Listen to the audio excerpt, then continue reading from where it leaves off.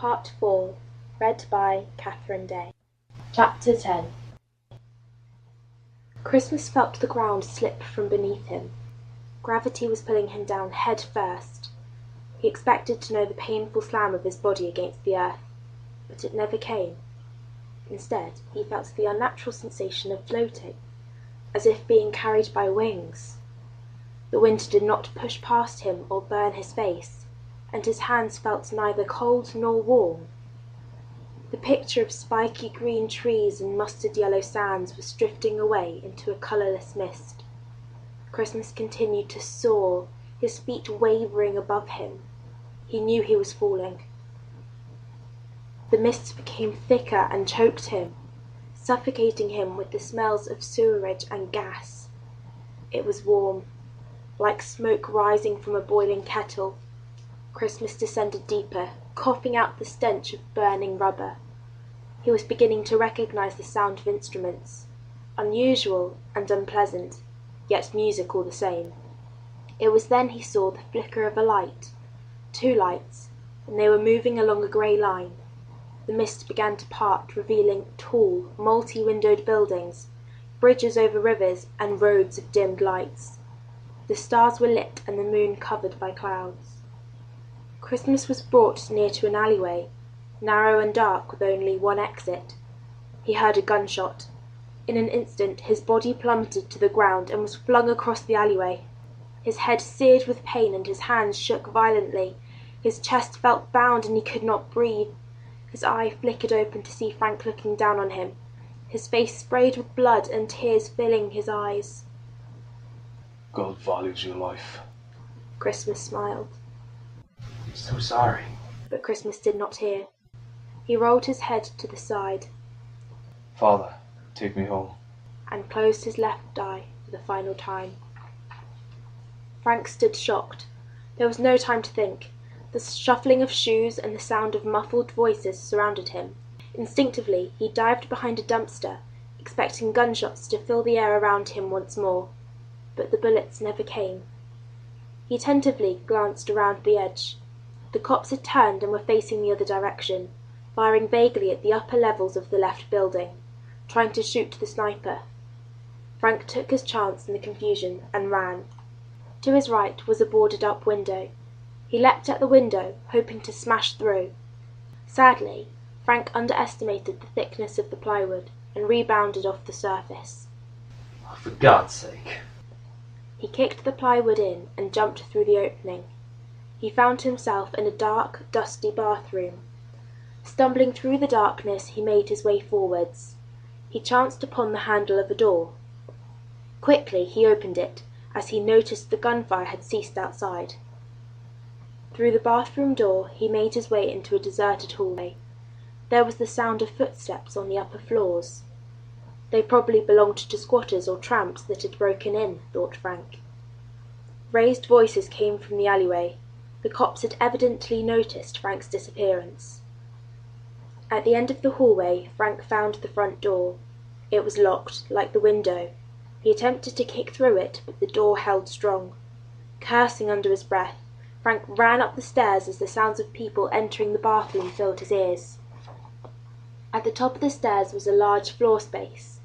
In the middle, surrounding a small fire, were roughly 16 squatters gathering warmth from the flames. They turned, looking at Frank with suspicion, their eyes sizing him up. You the one they're after? One said. Stomping of boots began to echo through the hallway. Frank drew out his father's pistol. The eyes of the group before him widened. He fired it once into the air. Stop running. Chaos erupted around him as squatters charged to the staircase. Frank wrenched one of the members of the group and forced the Stetson onto his head. With a shove, the man went sailing back into the crowd. Discord polluted the staircase as the squatters and cops collided. The police pointed to the tramp with the Stetson. Automatically in the mayhem, they believed it to be Frank. With a glance over his shoulder, Frank watched as they detained the guy with the hat.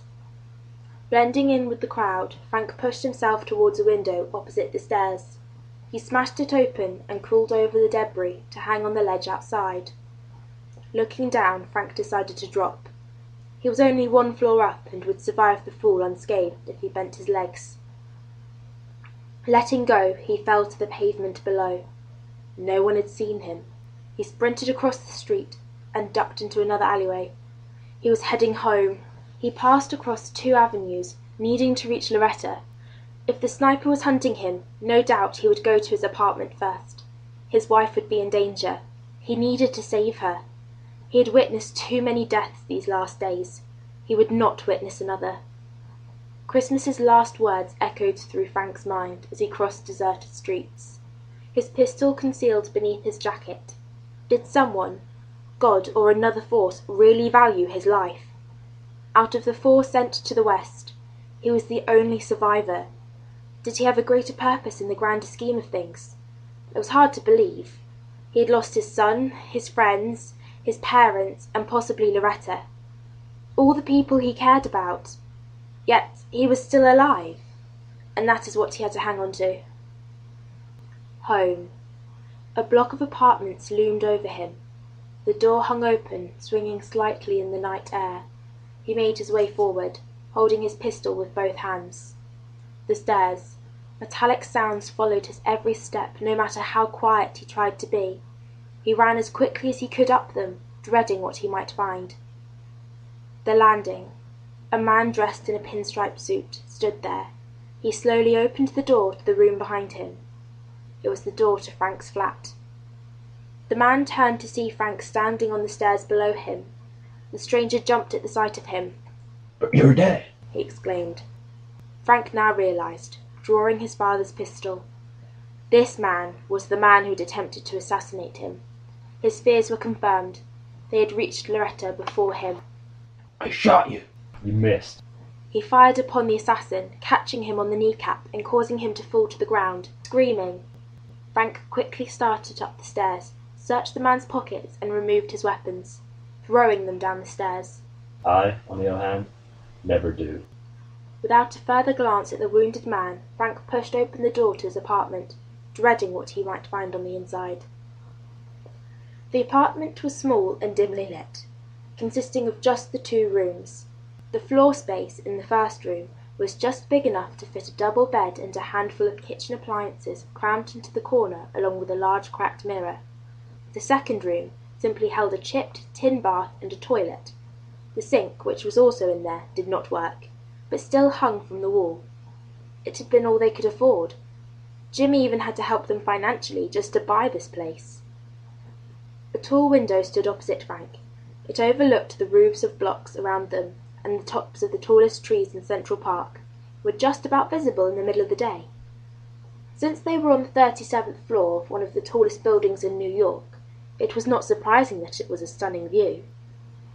Loretta sat upon a chair by the window, her back to the door, but she registered it opening. I heard a bang. Was that you, Charlie? She asked, still not turning. Frank was confused. Did she know the stranger outside? Well, was it? She stood and turned. A smile that was across her face was replaced straight away with a look of horror. Run! Who's Charlie? He had begun to shake. He was struggling, keeping gun steady within his hand. Why would she meet with an assassin? He was someone who was obviously working with Jimmy, whom she had never liked nor trusted. Frank took a step forward, stumbling slightly over his own feet. Stay away! She screamed, hands raised. She was frightened. A look Frank had come to know so well over the last year. Ever since they had lost William, she had suffered a severe case of anxiety disorder, resulting in many panic attacks and strong paranoia. Days would pass when she did not even recognize Frank. Days where she would look to harm herself when she thought that Frank was away or not looking. No one had helped them or her. Was she having a panic attack now? It seemed unlikely. She had seemed fine before he had walked in. She had been smiling, something she had not done in years. Get out! Loretta, calm down. It's me. Did you kill him? Did you kill Charlie? She moved from the window to the kitchen, grabbing the nearest knife to her. It was a small meat cleaver, deadly to someone who did not have any control. I haven't killed anyone. Drop the knife. Don't lie to me, Frank! I heard the gunshot! You killed him! Now you're gonna kill me! Why would I kill you? I love you. She backed towards the window, knife pointing at him. Loretta spat at the ground. You killed before, though, even if you chose not to tell me. This was true. Just a few years ago, the pair of them had been desperate. Money was at an all-time low and Loretta had become pregnant with William. In a rush of blood to the head, Frank had attempted a robbery at a local butcher's. He had not meant to kill the salesman. Far from it. Simply to stop him from following. Jimmy had covered up the whole ordeal with large bribes and the hiding of the body. He had supposedly told nobody, but it seemed he was lying. Loretta obviously knew. Frank had sworn to himself to never kill again, no matter how desperate. Just tell me this, Loretta said, bringing Frank back to his senses. How did you find out? Did Jimmy tell you? Wouldn't surprise me. How we ever trusted him. How I trusted him. At least he is safe. Yes, that's what matters. Frank did not understand anything she was saying. What had Jimmy supposedly told him? Who was safe? Everything was too much for Frank. He dropped to the floor, holding his head, trying to shut it all out. First the madness in the west, now back to this chaos. He vaguely heard a smash in front of him, but everything seemed blank and hazy to him. Had Loretta broken a bottle? Had she smashed the mirror? He did not know. Everything seemed to overwhelm him in that moment. A scream. He glanced forward, head spinning. Vaguely he saw her, next to the shattered glass, crouching close to the floor. The arm holding the knife was bloody, and she was grasping it in her left hand. What had she done? There was a gust of wind, and the curtains over the window covered her momentarily. It was then obvious. She had smashed the window. He stood, crying out her name. Loretta's eyes, showing a madness Frank had not seen before, stared back at him. Her intentions were clear. He surged forward, arms stretched out to stop her. He never reached Loretta. She jumped.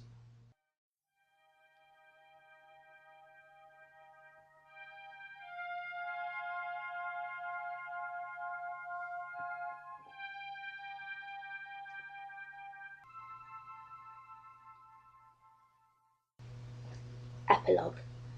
For the following years, Frank's life wandered by without purpose. He had no desire, no care, and no love for anything. The only emotion he felt was anger, anger that he lived when he wanted to die. Antistia, Mark, and Christmas had all had something to return home to, whether it was family or work. But Frank, he had nothing. Every day he asked himself the same question. Why was he chosen to survive? His family were dead. His friends had vanished. He was wanted by the cops for the murder of his wife. Out of the four of them, why him? Why choose the man with nothing? Jimmy had disappeared the night Loretta had jumped. Frank had searched his office and home from the top to bottom, but found no trace of him. For the following years, Frank continued the search, but it came to nothing, and so he finally accepted the truth that his wife and son would never be coming back. To steady his mind in his spare time, he researched what had happened to Black Kettle after Christmas and himself had disappeared from the plains. Frank discovered no record of the battle they had fought in, nor any mention of the four of them. However, he did find the names of the chief and his wife. They had been killed just 4 years later, when another US Army had attacked their settled camp in Oklahoma. Frank had punched his fist through a window in response. What had been the point? He had simply bought that tribe 4 more years in a conflicted world. Had that been his small purpose in his life? He felt frustrated and lonely, and longed to grasp onto something good. Frank chose to travel.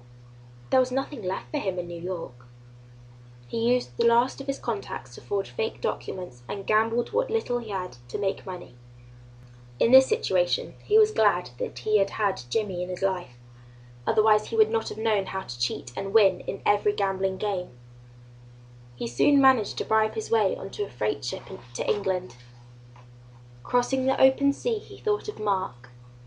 Frank had never been fond of the pirate, finding him arrogant and hot-headed, but he had found much respect for him in those final moments, watching him fight with all his might to protect Antistia, although wounding his father in the process. Frank could not blame the giant pirate, and had already forgiven him. Would Mark have been scared when he saw the end? Frank thought about this a lot. He reckoned Mark would have been proud to go out fighting, rather than to wait for nature and old age. A boring way out for a pirate, especially the life which Mark lived. Frank wondered about Mark. Out of all of them, he was the biggest mystery. A captain of a ship with forces to command, an exciting lifestyle, Frank thought. To be free, to journey, to sail the seas and know that no one would stand in your way. A fighter with an anchor in battle would frighten anyone, Frank smiled. On the deck he twirled his father's pistol between his hands again. The temptation to throw the weapon into the sea and attempt to turn his back on fighting was strong. But something stopped him. He knew that one day he would need it. Frank pocketed the gun and returned below deck, waving a silent farewell to the sea, and in his mind, Mark. Wales, 1932. Up on a cold and wet hilltop stood a cottage. Snow-capped mountains surrounded the hilly terrain. Frank pressed forward up the slope, blinking raindrops from his eyes. The cottage was quiet and it felt deserted. Frank hoped it wasn't. He had travelled far for this. He knocked loudly against the wooden door, but there was no response. A small stable was visible in the garden, so he made his way to it, wondering if the inhabitants were there instead. He had no luck in the stable either. There was no sign of fresh hay nor of food for horses it had once held. Peering back into the windows of the house, there was still no sign of life. Chairs and tables left alone in the rooms. Frank cursed silently under his breath. He had hoped to say his goodbye to Christmas through his family, yet no one was here. Turning back to the garden, he leant against the cool bricks of the cottage and stared across the countryside surrounding him. He had never seen such a landscape. It was then, when something caught his eye towards the end of the garden. He started towards it. Before his feet, 2 gravestones stood side by side around a set of small trees. It was a beautiful view from this spot, even through the rain, an ideal place for someone to lay to rest and find peace. The graves were rotting away. Obviously no one came to tend to them. The one furthest from him looked much older, cracks and moss growing freely on its surface. He crouched down and looked down at the name of the newer one. Katherine Jones, 1778 to 1845. A loving wife. Kath. Frank remembered that this had been the name of Christmas's wife. He looked towards the second gravestone. Christmas Jones, 1776 to 1808. A loving husband and the blessed one-eyed preacher. Frank felt a pang of guilt when he saw the dates. Kath had spent the remaining years of her life alone when Christmas had been taken in 1808. She would never know that he had actually died in the place of a man he barely knew in the streets of New York over 100 years later. Frank knew that the grave must be empty. Frank wished in that moment he could have swapped places. Christmas had a life he could have returned to live on happily with Kath and have a family. Frank didn't understand why they had both been taken back to his time. He felt angry and kicked out at the damp turf. It should have been Frank who was killed in that alleyway, and Christmas should have lived on. Not this way. Sorry. Frank muttered, laying a hand on the stone. He took out a handkerchief from his pocket and started to wipe down the 2 graves. He owed him that much at least.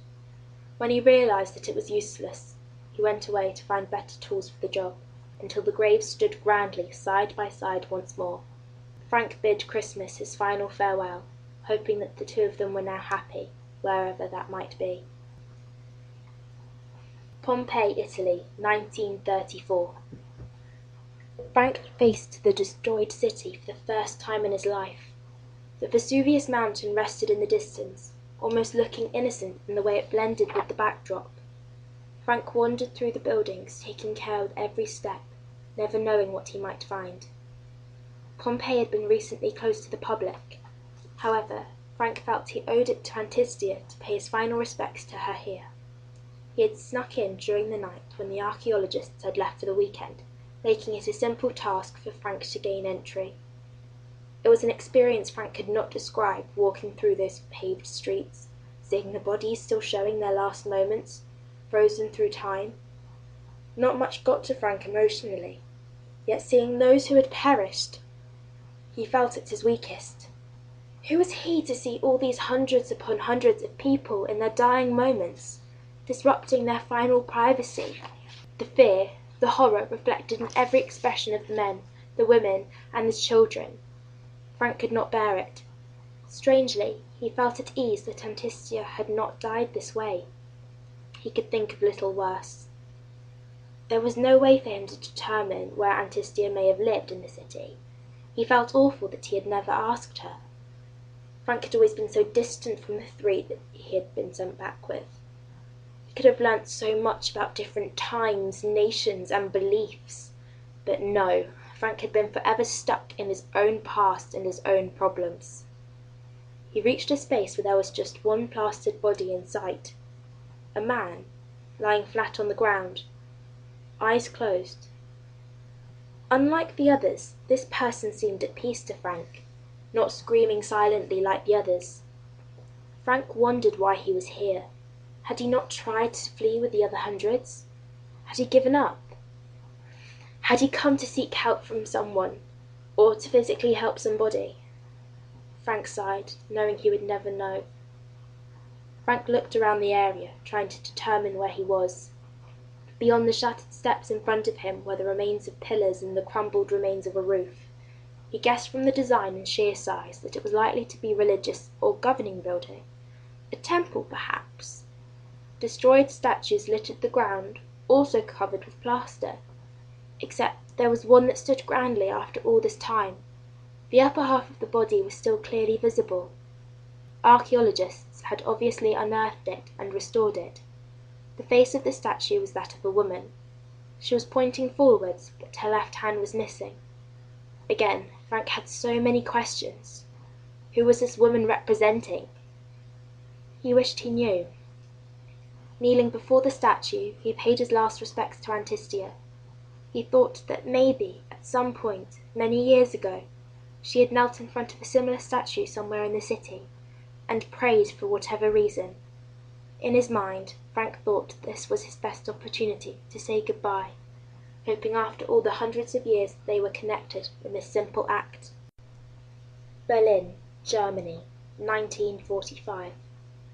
Gunfire, death, screams. Frank was in the heart of warfare again. The world was changing. The peace had been suddenly interrupted by the beginning of another world war. Casualties rose higher with every day across every nation as they tackled with the Nazis, the deadliest war force the world had seen. This time, Frank fought alongside the US Army. They were breaking into the middle of the city. If they could take Berlin, Frank's part in this war would be over. Germany would be forced to surrender. The Nazis were retreating back from the US and Red Army as they broke through the towns towards the city. Every man here was driven on to save someone, restore peace, or for some other personal reason.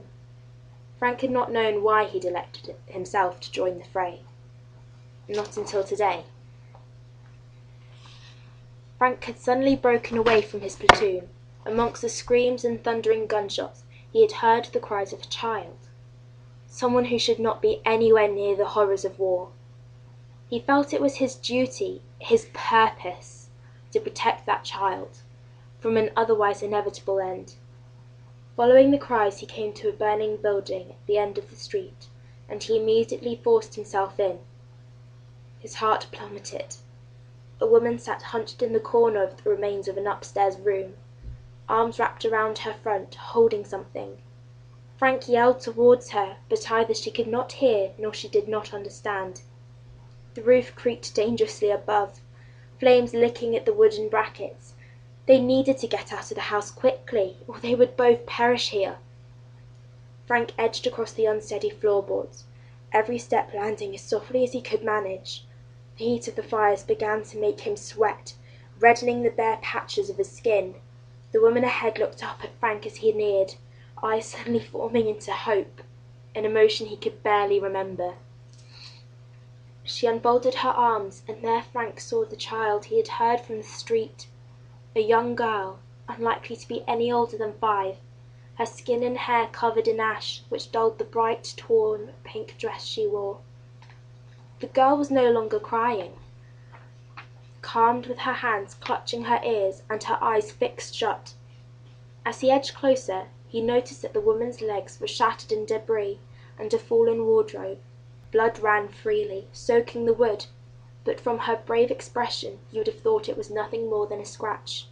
She screamed something at Frank, letting go of the child, but it was in German, so Frank could not understand her.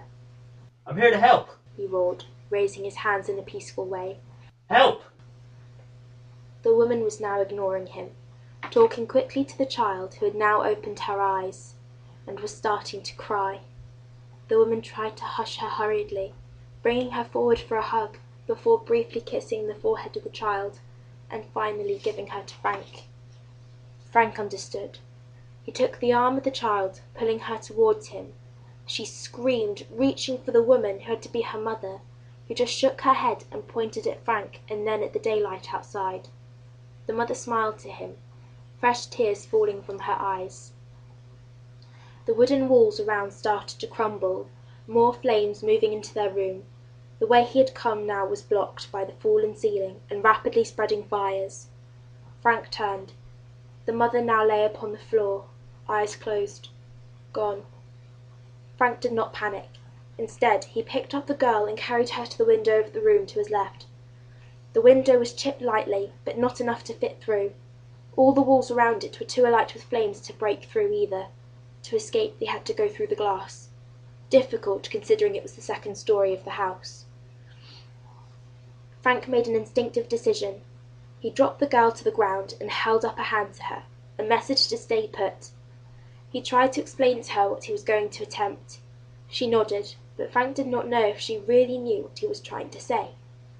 Frank turned from the girl and ran forwards, drawing his father's pistol, shooting the glass to make an opening. He crashed headlong into the window. His body was cut. Glass made large gashes all over him. His face, however, was unmarked.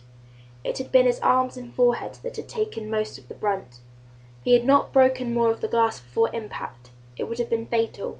Concentrating on protecting his face, he was not able to prepare himself for the drop, and when he crashed to the ground, he did not land properly. His ankle collapsed, broken. He yelled out, clutching his leg instinctively. Doing so, he opened up the wounds on his arm, filling him with more pain. Forcing himself to his knees and threw the thick trickle of blood over his eye, he looked up at the window. The girl stood on the window ledge looking down at him, holding tightly to the window pane. As painful as it was, Frank raised his arms to her, gesturing for her to jump as the sounds of explosions filled the smoky air. She did not respond at first, clearly too frightened to take the leap, but as the house continued to collapse around her and the chimney fell into the room, she stepped off the edge as flames engulfed the area around the window. New York, America, 1957. You sure you were okay doing this? The two of them stood outside Jimmy's old office. Frank had learnt of his death 2 months ago. Frank's fake name had been used within the will. Jimmy must have been aware of where he had been since their last meeting almost 40 years ago. Jimmy had left him the keys to his office, not to keep. No, Jimmy would never give up the stronghold of his empire to someone like Frank. The instructions had been specifically to enter the office, find what he was looking for, and to leave the keys there. Jimmy had never told him anything straight, so he had expected nothing less than riddles. Anita watched Frank cautiously from afar. She was apprehensive for the man who had given up so much, since rescuing her. She had witnessed how Frank's emotionless self had changed at the mention of Jimmy's death and will, and was worried about what this Jimmy could have left for her father. Something I gotta do. Said Frank. His voice was hoarse, as if he'd aged 20 years in a few days. Well, do you want me to come in with you? Anita asked, gripping his arm comfortingly. She neither had an American nor a German accent, which had helped Frank lots when he had filed for adoption. No, I'll be okay. Stay here. Anita nodded and stood back, watching as Frank limped inside the building with a walking stick, fumbling with the keys as he reached the door. He had never been able to walk properly after he had leapt from that window, suffering many broken bones and severe gashes from the glass that had ripped severely through his legs. Anita was proud she'd had him to raise her as if she were his own. Frank opened the door. What had Jimmy left? Would it give him the answers he needed? Would he finally be at peace? Whilst he had experienced what was a fairly normal life with Anita, he had forever experienced an urge to know the truth of Loretta, of travelling in time and his own purpose. He had hoped he had achieved a greater meaning by raising Anita, who had lost all her family due to the war. Maybe that would help right his wrongs. The empty room was dark, the lampshade dusty, and an unrecognisable silence greeted him. Jimmy's office had always been ripe with something going on, whether it be arguments, gunshots, gambling. It was a surreal feeling to have it at peace. Turning on the flickering lampshade, Frank realised there was no furniture. The mighty desk and armchair had gone, as well as the cabinets and wardrobes. All that remained was a wooden box in the middle of the room. Inside the box was one sheet of paper, which was folded carefully. Frank picked it up and opened it, recognising Jimmy's handwriting immediately. I do not know when you will come across this letter.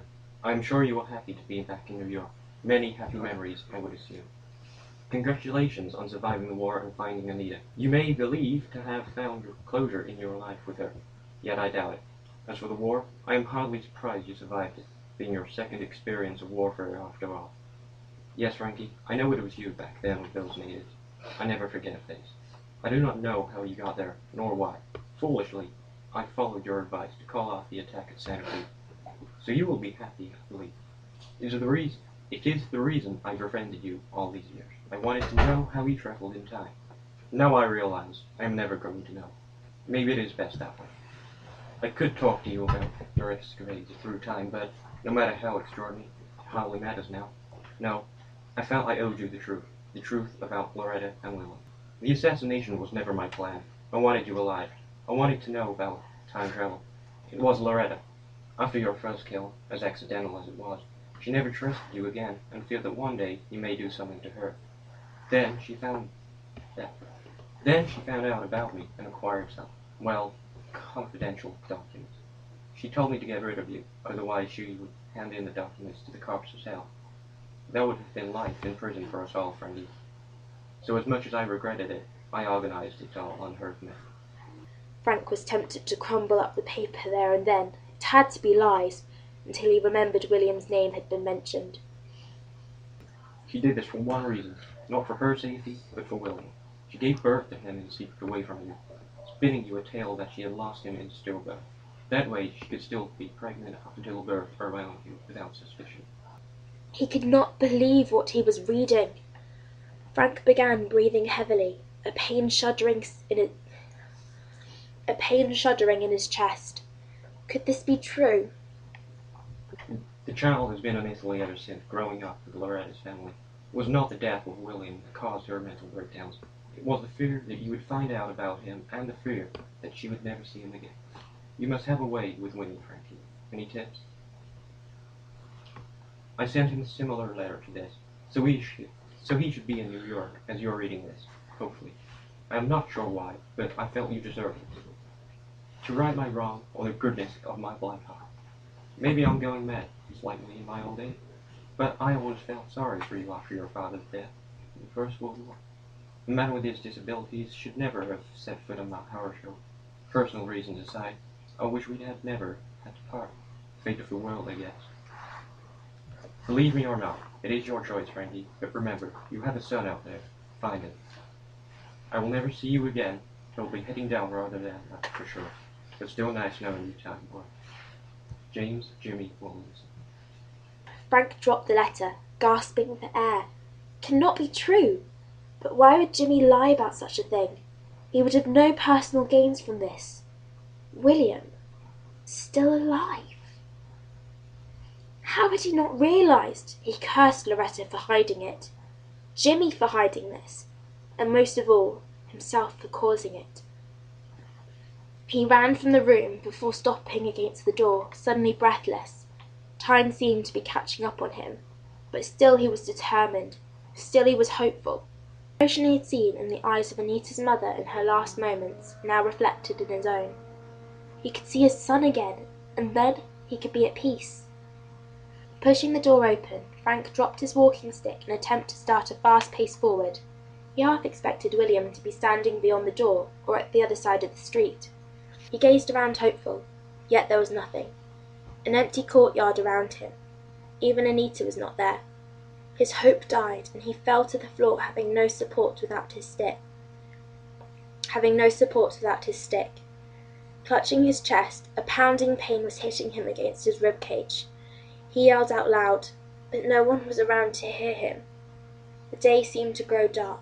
He attempted to stand again, telling himself that this would not be the end. But he could not sit up, let alone stand. Simply, Frank collapsed to the floor, his father's pistol falling from his belt. He could not breathe. Every gasp for air resulted in more pain in his chest. This was it. No one was here to help. Frank was alone. In those last moments, whether he imagined it or not, he saw two people appear at the end of the alley. One, a tall, slim man dressed in an Italian suit, the shape of his face similar to Frank's, and his nose the same ridiculous shape of his father's. A large brown fedora was upon his head, making his hair untidy, a characteristic Frank had always had. The man's eyes the same as Loretta's, emotion speaking volumes through them. "William," Frank gasped. The man rushed to Frank's side, bending down and supporting him on his lap, muttering soothing words. Frank knew they were untrue. He had seconds, so he smiled. He was finally at peace. Reaching across the floor, he picked up his father's gun and placed it into his son's hands, handing over his legacy to William, who took a firm grasp of the pistol and nodded understanding. Anita crouched beside them, tears spilling from her eyes as she held Frank's face, stroking his hair gently. Frank looked into her eyes to try and calm her, until noticing something about her, a sudden resemblance to someone he once knew. It had to be a coincidence, a mad dying thought. But no, it was not a simple resemblance. It was the exact same image, the image of a young girl he had known many years ago, a lost young girl from Pompeii. But surely not. It was one of many questions Frank would never have answered. There, in his son's arms, Frank took his last breath, his peace.